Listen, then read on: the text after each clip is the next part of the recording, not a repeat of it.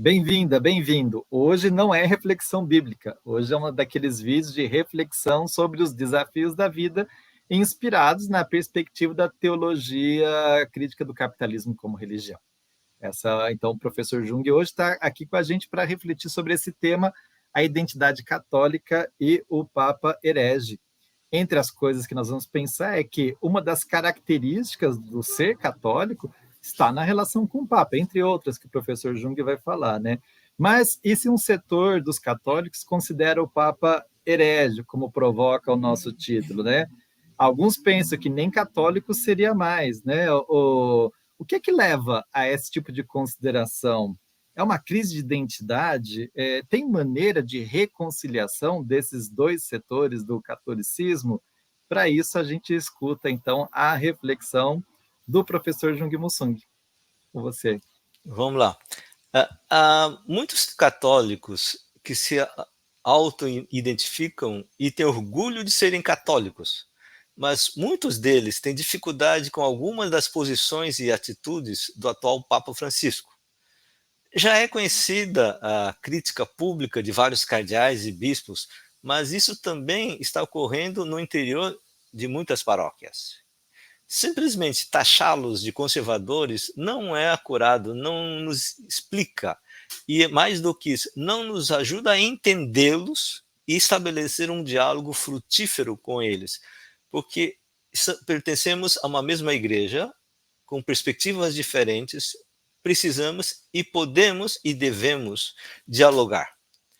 Em uma conversa com um pequeno grupo de lideranças católicas sobre o cristianismo de libertação, um tempo atrás, o conhecido sociólogo Michel Louvi, que não é cristão, comentou que no diálogo estimulado pelo Papa Francisco entre cristãos e marxistas europeus, sentia que lá o Papa tinha mais apoio entre os marxistas do que entre os católicos. Sem entrar em discussão aqui quantitativa, vale a pena refletirmos o tema da identidade católica e o cristianismo de libertação. Aliás, o tema de identidade é uma questão dos últimos 10, 15 anos muito forte. Eu, particularmente, sempre quando estou em ambiente ecumênico, assumo publicamente que sou católico. Vivendo na Coreia do Sul, na década de 1960, isso faz tempo, em um tempo em que a população cristã do país não passava de 1% e os católicos eram 0,3% da população, a minha identidade, quem eu sou, estava associada a uma experiência religiosa. Eu me lembro do velório do meu tio-avô, quando a minha mãe disse a mim, que tinha uns 4 anos, e a minha irmã mais velha, ir a um quarto vazio e rezar o terço pela alma do falecido. Desculpe. Um parente adulto nos viu rezando e comentou a outras pessoas: ah, sim, eles são católicos. Eu descobri que a minha família nuclear era diferente do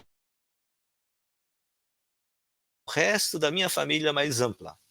Vindo do Brasil em 66, como imigrante, com todas as dificuldades que isso significa, uma das coisas que me ajudou a superar as dificuldades foi a minha identidade de católico, que além da missa, reza o terço.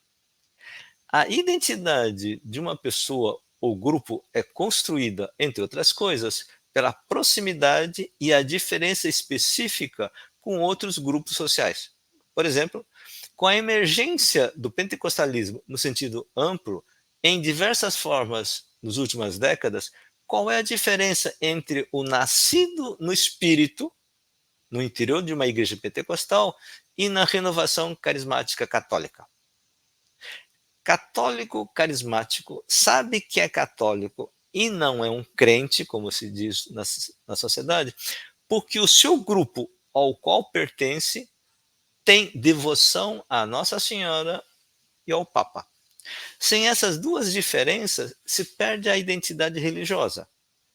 De uma certa forma, os marcos de identidade católica no mundo de pluralismo religioso cristão são ou eram a devoção à Nossa Senhora e o Papa. Estou trazendo essas questões para mostrar que temos um problema muito sério no interior do catolicismo.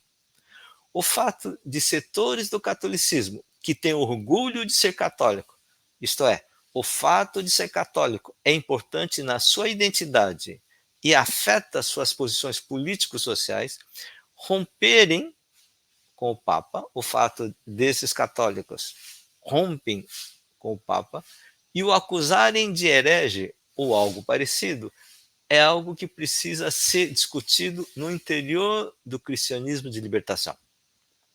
Simplificando, podemos dividir dois grupos entre os católicos conservadores entre aspas. Os que são contra a posição do Papa em favor dos pobres e das pessoas que têm uma vida sexual ou familiar distinto do modelo do que as pessoas, alguns chamam de natural. Os que são a favor da ação do Papa em favor dos pobres e marginalizados, especialmente dos imigrantes, mas são contra essa moral familiar sexual relativista. Isto é, que o Papa estaria aceitando coisas demais que não deveria.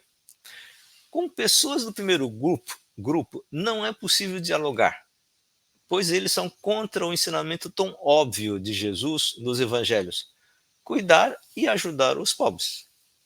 E isso faz parte da tradição católica. Mas as pessoas de segundo grupo, que concordam que ser católico é também ajudar os pobres, é possível e necessário o diálogo se queremos ampliar o número de pessoas na aliança contra o sistema social atual injusto.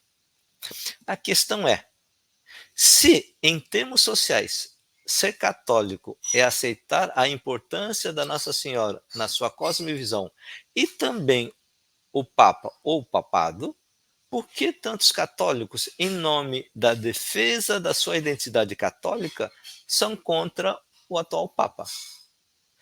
Muitos deles pretendem manter a sua identidade de católico substituindo o atual Papa contra um outro. Por isso, eles citam o Papa anterior como a fonte de autoridade da sua identidade e doutrina.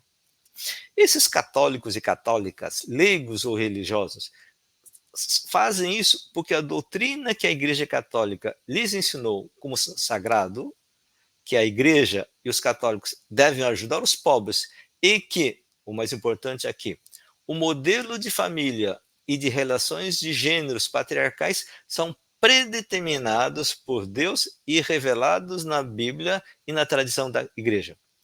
Esses grupos são contra uma parte do discurso e ação do Papa Francisco, porque levam a sério o que a Igreja Católica tem sido ou tem ensinado por muito tempo.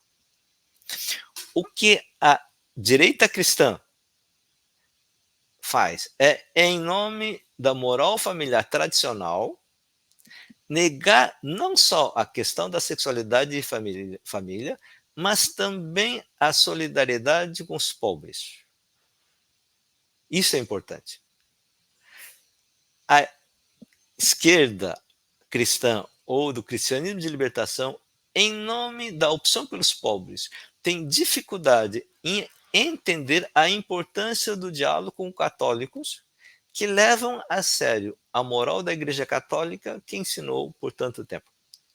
O que nós temos aqui é a dificuldade de articular os dois aspectos. Que em nome da opção pelos pobres não dialoga com as que defendem outra posição sobre a questão moral sexual. Enquanto que o pessoal mais conservador aceita a questão dos pobres, mas não dialoga com as pessoas do cristianismo de libertação por conta da questão moral. Nesse processo, simplesmente pedir aos católicos conservadores, mas solidários aos pobres, que abandonem a sua identidade de católico só porque os discursos, entre aspas, progressistas dizem isto é, que devemos aceitar também a liberdade e direito dos gays ou da LGBT, não faz sentido para eles. Não é só porque alguém disse, ou os progressistas falaram, porque a identidade é muito mais profundo do que discursos sociais ou filosóficos. Por mais racional e progressista que os meus textos teológicos de crítica ao capitalismo possam parecer, no fundo da minha identidade, no fundo da minha Jung, no fundo da minha identidade de católico, eu encontro dentro de mim o terço que aprendi a rezar com minha mãe. Esse tema de identidade é muito profundo. E tentar entender melhor, e tentar entender como os outros pensam, de outras construções de identidade católica, pensam a relação entre a questão da pobreza e a questão da sexualidade. Isso é algo importante para que nós possamos fortalecer um cristianismo que realmente liberte a sociedade dessa situação de injustiça e sofrimento. Esse é um tema que vamos ter que continuar várias vezes. Alan.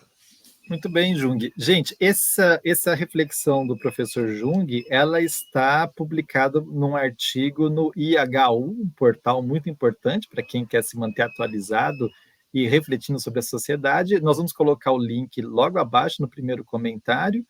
E se eu entendo bem, nós temos aqui um desafio, Jung, que é um exercício, um chamado, você chama os cristãos a um exercício de pensar mediações e estabelecimento dessas relações, e você defende que a gente pode partir da solidariedade do serviço aos pobres, a gente pode recriar laços, pontes, diálogos com outras formas do exercício da caridade, do amor misericordioso cristão presentes nessa doutrina que o Papa Francisco explicita para a gente, né? Então, fica o convite para dos próximos encontros, a gente volta para aprofundar essa temática. É isso? Isso aí. Muito bem. Então, a gente pede os comentários de vocês, e se inscreva no nosso canal, ajude a divulgar esse vídeo a quem você acha que precisaria refletir sobre isso, e não deixe de mandar para a gente as suas sugestões de temas ou de abordagens. A gente aproveita a presença do professor Jung Musung virtualmente, nos provocando a reflexão sobre os desafios da vida. Até mais, até o próximo. Até.